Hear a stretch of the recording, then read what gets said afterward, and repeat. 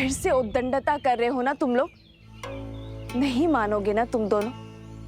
आज तो तुम्हें दंड देकर ही रहूंगी। कुश, नीचे आओ। नहीं, मैं नहीं आऊंगा। अब दंड दोगी। ऊपर रहकर क्या दंड से बच जाओगे? मैं भी देखती हूँ कि कैसे नहीं उतरते।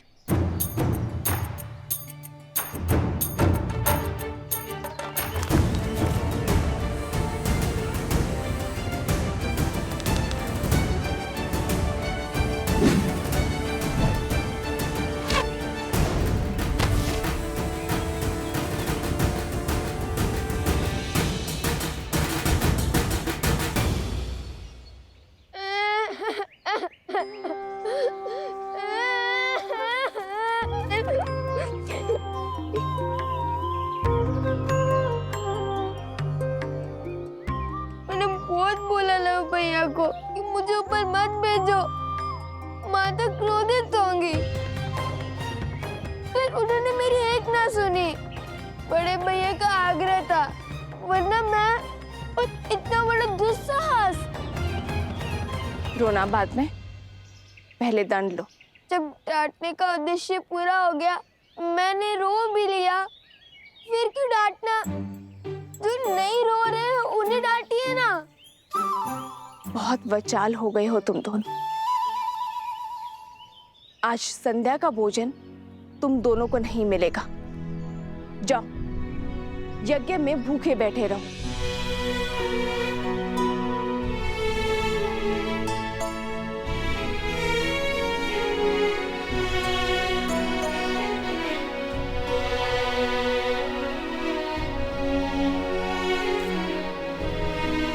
मुन देवी, लवकुश आपके सामने यूं ही ब्रज पर चढ़ गए, आपको भय नहीं लगा?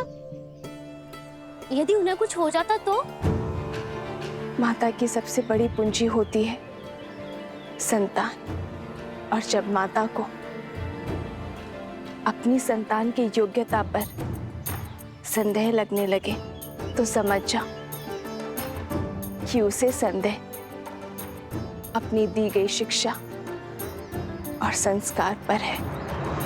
ओम भूर्भुवस्सुः तत्सवितुर्वरेण्यं भर्गो देवस्य धीमहि धियो यो नः प्रचोदयात्।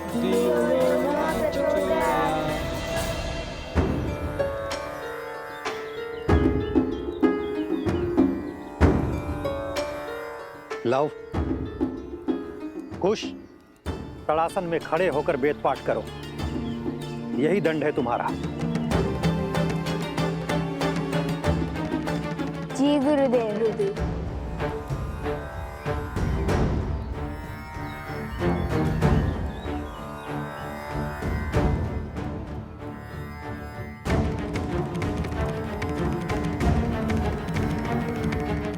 देख रहे हैं लव भैया, कैसे माता और गुरुदेव से हमारी चुगली करके हमें दंड दिलवाकर कैसे मुस्कुरा रहा है ये शांडिल्य। पता नहीं माता का मन बसीजेगा भी या नहीं। मुझे तो अभी से ही भूख लग रही है। और जन पाना है, शांति से वेदों का पाठ करो और करने दो। ओम भूर्भुवस्सुः तत्सवितुर्वरेण्यं भर्गो देवस्य धीमहि धियो यो नः प्रचोदयात्।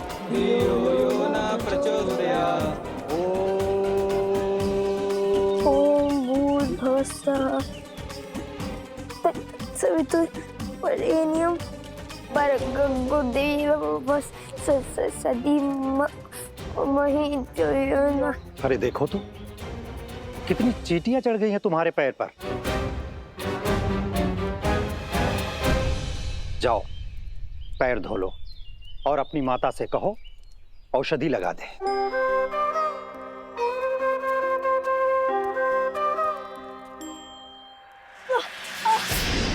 कुश, भैया सहायता करो। जाओ, सहायता करो। जी गुरुदेव। कुश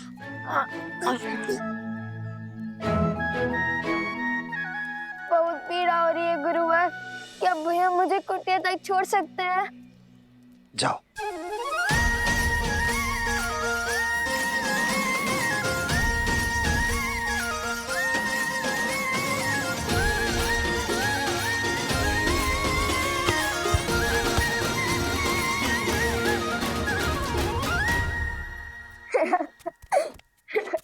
क्या आवश्यकता थी इस स्वांग की? आवश्यकता थी भैया। हमने देखा नहीं शांडिल्य का मुख कैसे उल्लू की भांति उतर गया था।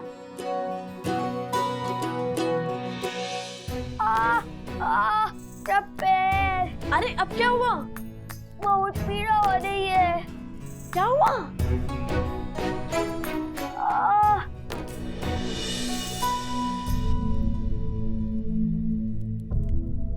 क्या हुआ कुश? कैसे हुआ ये सब? तारासन में खड़े खड़े वेदों का पाठ कर रहे थे, तभी चींटियों ने काट लिया इसे। कितनी पीड़ा हो रही होगी ना। मैं औषधि बनाती हूँ जिससे तुम्हारा कष्ट छूमंतर हो जाएगा।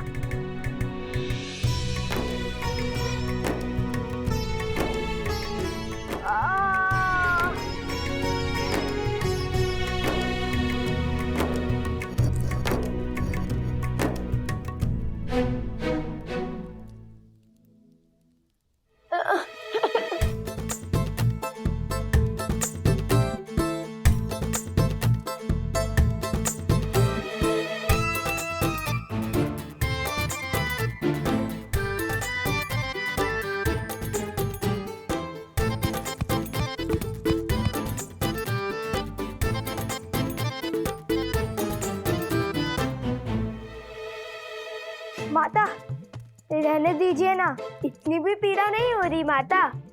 तनिक सी चींटियों के काटने से वीरों को कहाँ कुछ होता है। औषधि रहने दीजिए माता, और भोजन खिला दीजिए, बहुत भूख लगी है। दंड में दया नहीं होती।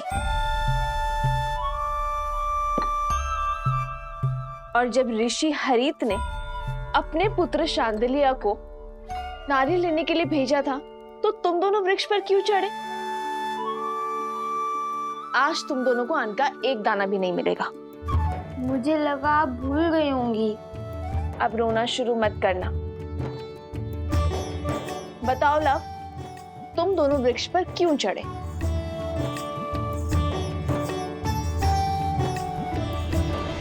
हम ये जो पूंछ लगाकर घूमते रहते हैं ना, उसके कारण आश्रम के सभी बालक हमारा उपहास उड़ाते हैं, वानर वानर कहते हैं।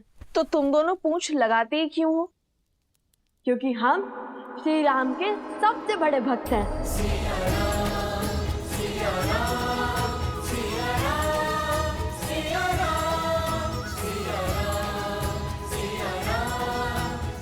हनुमान जी से भी बड़े भक्त हैं। इसलिए पूंछ तो लगानी ही पड़ती है ना। तो इसका शांडिल्य से लड़ाई का क्या संबंध है? और तुमने उसके कार्य में बाधा क्यों डाली? माता, भ्राता शांडिल्य बड़े ध्रुव हैं, सदा हमें छेड़ते रहते हैं। उन्होंने हमें चुनौती दी थी कि यदि हम श्री राम के सबसे बड़े भक्त हैं तो उन्हें उड़कर दिखाएं। और पता है सोमकरण ने क्या कहा? हनुमान जी के पिता तो स्वयं पवन देव हैं। तुम्हारे पिता कौन है बताओ?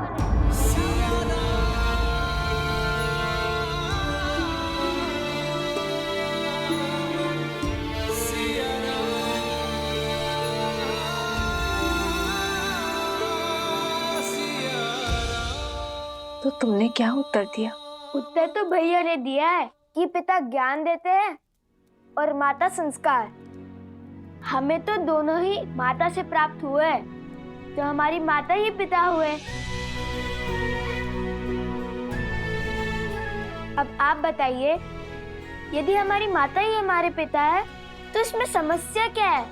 हमें तो नहीं है। माता, हम उड़ तो नहीं पाए, पर वानरों के भांति वृक्ष पर चढ़कर नारियल अवश्य तोड़ लाए हम, है ना भैया? तो हुए ना हम श्री राम के सबसे बड़े भक्त।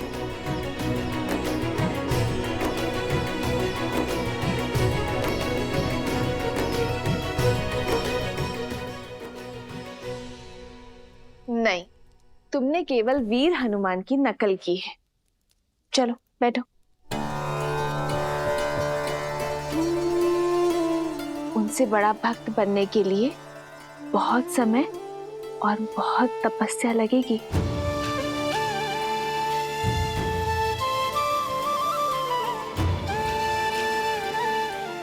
चलो भोजन करते हैं।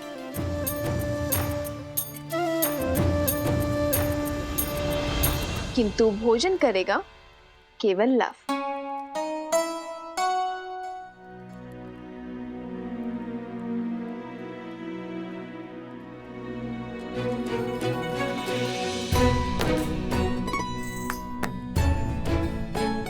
किंतु तुम्हारे दंड का क्या? तुम भोजन नहीं खा सकते। मैंने तो सिर्फ मुंह खोला था, किंतु ग्रास तो माता ने खिलाया है। दंड में मुंह खोलना अपराध थोड़ी ना है ना? है ना? है ना? है ना? मैंने क्षमा किया तुम दोनों को।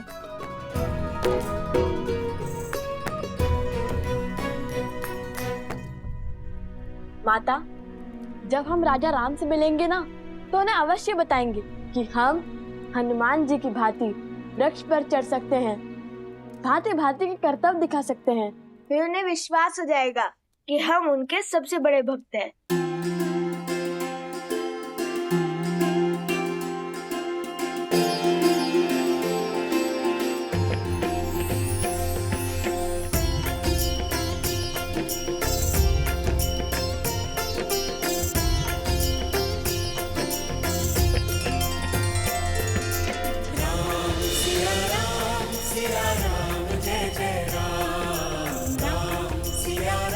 बस आस है तो उस दिन की जब ये आपसे मिलेंगे अपने पिता और आराध्या से। राजकुमार शत्रुघ्न की, राजकुमार शत्रुघ्न की, राजकुमार शत्रुघ्न की, राजकुमार शत्रुघ्न की, राजकुमार शत्रुघ्न की, राजकुमार शत्रुघ्न की, राजकुमार शत्रुघ्न की, राजकुमार शत्रुघ्न की।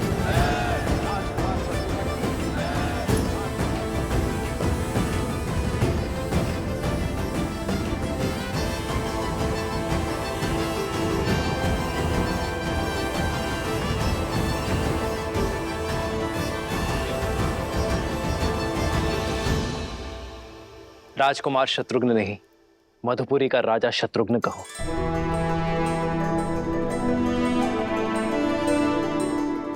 मधुपुरी राज शत्रुघ्न की। शत्रुघ्न, तुमने लवनासुर का वध कर असुरी सोच के प्रसार पर विराम लगाया है।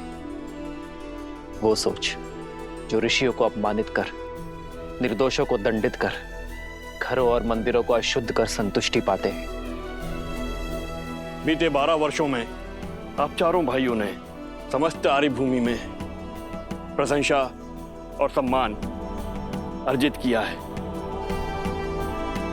अब समय आ गया है कि रघुवंश का सूर्य ध्वज पूरी सृष्टि में लहराए, जिसे देख हर असुर और आसुरी सोच भयभीत हो जाए। और इस सपने को पूरा करने के लिए हमें रासु यज्ञ करवाना चाहिए भैया।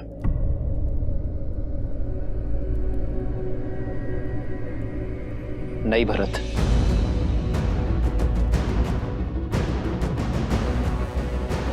राजसूय यज्ञ अर्थात हर राज्य का राजा बन जाना, हर राज्य का राजा हमारे आगे नतमस्तक हो, बल से हमारी सत्ता स्वीकार करे, किंतु ये मुझे स्वीकार नहीं है भरत।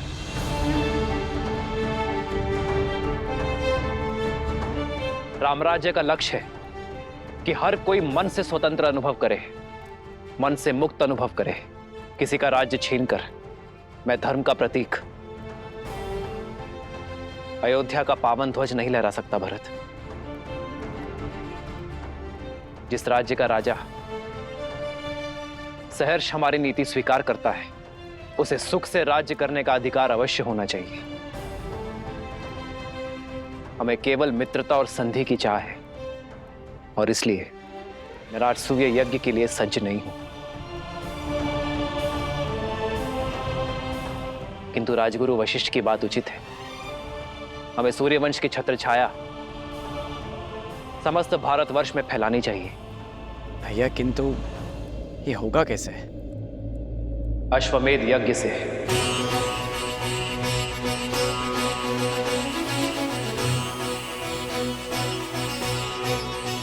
महाराज के कहने का तात्पर्य है कि जो भी राज्य हमारे यज्ञ के अश्व का श्रद्धा पूर्वक स्वागत करेगा,